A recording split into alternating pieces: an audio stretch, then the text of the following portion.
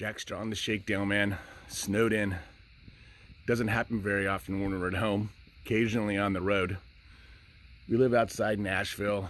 We already got our annual snowfall on Monday, which was 6 inches.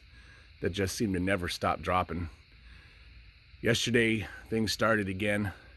Got a good few hours of sleet and ice, which have made the roads just treacherous. And now the snow has started yet again. Everything's closed. Everything's, if they even open, they close at 5. It's crazy. Global warming, right? Actually, real weather patterns, because it did this exact same thing 2 years ago. But that's it. Enjoy the snow.